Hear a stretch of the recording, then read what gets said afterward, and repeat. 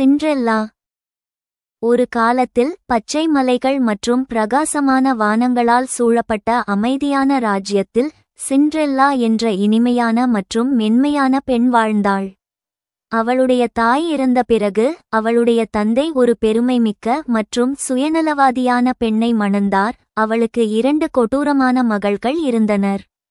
அவளுடைய தந்தையும் இறந்த பிறகு சிண்ட்ரெல்லா தனது இரக்கமற்ற மாற்றாந்தாய் மற்றும் மாற்றாந்தாய்களின் பராமரிப்பில் தனியாக விடப்பட்டார். அவர்கள் வீட்டின் அனைத்து வேலைகளையும் செய்ய அவளை கட்டாயப்படுத்தினர். இரவும் பகலும் அவள் தரையை சுத்தம் செய்தாள், உணவு சமைத்தாள். மற்றவர்கள் ஆறுதலுடன் வாழ்ந்தபோது குளிர்ந்த தூசி நிறைந்த அறையில் வாழ்ந்தாள்.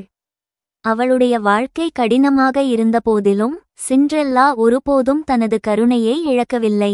அவள் பறவைகளிடம் மென்மையாக பேசினாள், வேலை செய்யும் போது பாடினாள். அவள் யார் என்பதற்காக நேசிக்கப்படும் ஒரு வாழ்க்கையை கனவு கண்டாள். விலங்குகள் அவளுடைய நண்பர்களாக மாறின. அவளுடைய இதயம் தூய்மையாக இருந்தது. ஒரு நாள் காலை ஒரு அரச தூதர் கிராமத்திற்கு உற்சாகமான செய்தியுடன் வந்தார். ராஜா அரண்மனையில் ஒரு பெரிய பந்தை நடத்தினார். அவரது மகன் இளவரசர் ஒரு மணமகளை தேர்ந்தெடுப்பார். நிலத்தில் உள்ள ஒவ்வொரு கன்னிப் பெண்ணும் அழைக்கப்பட்டனர். சிண்ட்ரெல்லாவின் கண்கள் நம்பிக்கையால் பிரகாசித்தன. அவள் தன் சித்தியிடம் விரைந்து சென்று போகலாமா என்று கேட்டாள். கொடூரமாக சிரித்துக்கொண்டே அவளுடைய சித்தி ஆம் என்றாள். அவள் எல்லா வேலைகளையும் முடித்துவிட்டு அணிய ஏற்ற ஒன்றை கண்டுபிடித்தால் மட்டுமே. அது ஒரு தந்திரம். அவளுடைய சித்தி சகோதரிகள் ஆடம்பரமான கவுன்கள் மற்றும் உரத்த கிசுகிசுக்களுடன் தயாராகிக் கொண்டிருந்தபோது சிண்ட்ரெல்லா தனது தாயின் பழைய ஆடையை தைத்தாள். அதில் சரிகை மற்றும் மணிகளை அன்புடன் சேர்த்தாள். ஆனால் அவள் கீழே வந்ததும் அவளுடைய சித்தி சகோதரிகள் பொறாமையுடன் அதை கிழித்து எறிந்தனர். மனம் உடைந்த சிண்ட்ரெல்லா தோட்டத்திற்கு ஓடி நீண்ட காலத்திற்கு முன்பு தன் தாயால் நடப்பட்ட ஒரு மரத்தின் அருகே அழுதாள். திடீரென்று இலைகள் வழியாக ஒரு மென்மையான ஒளி மின்னியது. அதிலிருந்து ஒரு கனிவான மற்றும் ஒளிரும் பெண் தோன்றினாள். அவளுடைய தேவதை தெய்வம்.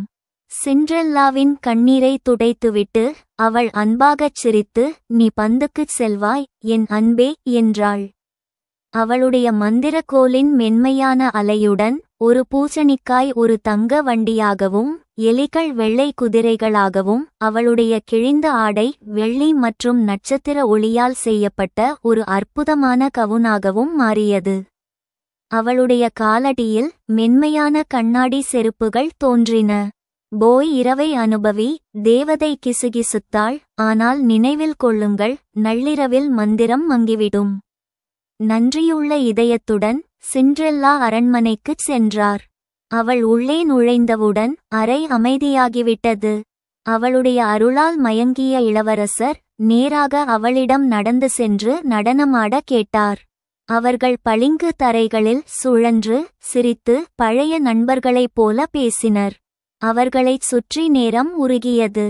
அவள் வாழ்க்கையில் முதல் முறையாக காணப்பட்டதாக உணர்ந்தாள். ஆனால் கடிகாரம் நள்ளிரவை தாக்கியதும் மந்திரம் உடைக்கத் தொடங்கியது. சிண்ட்ரெல்லா மூச்சு திணறி ஓடி பிரம்மாண்டமான படிக்கட்டில் ஒரே ஒரு கண்ணாடி செருப்பை மட்டும் விட்டுவிட்டு ஓடினாள். இளவரசர் அவளை பிடிக்கும் முன் அவள் இரவில் மறைந்துவிட்டாள். மறுநாள் இளவரசர் தனது இதயத்தை திருடிய பெண்ணை ராஜ்ஜியத்தில் தேடினார். கையில் கண்ணாடி செருப்புடன் அவரது ஆட்கள் ஒவ்வொரு வீட்டிற்கும் சென்றனர். பலர் முயற்சித்தனர், யாரும் பொருந்தவில்லை. அவர்கள் சிண்ட்ரெல்லாவின் வீட்டிற்கு வந்ததும் அவளுடைய ஒன்றுவிட்ட சகோதரிகள் தங்கள் கால்களை உள்ளே இழுக்க போராடி முன்னோக்கி தள்ளப்பட்டனர். மூலையில் அமைதியாக நின்ற சிண்ட்ரெல்லா முயற்சி செய்யலாமா என்று கேட்டார். அவளுடைய மாற்றாந்தாய் கேலி செய்தாள். ஆனால் இளவரசனி அதை அனுமதித்தார். அந்த செருப்பு அவளுக்காகவே செய்யப்பட்டது போல அவள் காலில் நழுவியது. ஏனென்றால் அது அப்படித்தான். சிண்ட்ரெல்லா தனது சட்டை பையில் இருந்து 2வது செருப்பை எடுத்து சிரித்தார். தனது ஆட்களுடன் வந்த இளவரசர் உடனடியாக அவளை அடையாளம் கண்டுகொண்டார். மகிழ்ச்சி அவரது முகத்தில் நிறைந்தது. அவள் இதயத்தில் மன்னிப்பு மற்றும் கனவுகள் இறுதியாக நனவாக சிண்ட்ரெல்லா ஒரு புதிய வாழ்க்கையில் அடியெடுத்து வைத்தாள். அவள் அழகு ராணியாக அல்ல, கருணை மற்றும் தைரியம் கொண்ட ஒரு பெண்ணாக மணந்தாள். அரண்மனை இசை, ஒளி மற்றும் சிரிப்பால் நிரம்பியிருந்தது.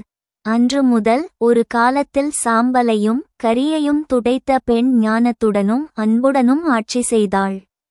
அவர்கள் அனைத்து உண்மையான இதயங்களையும் போலவே மகிழ்ச்சியுடன் வாழ்ந்தார்கள்.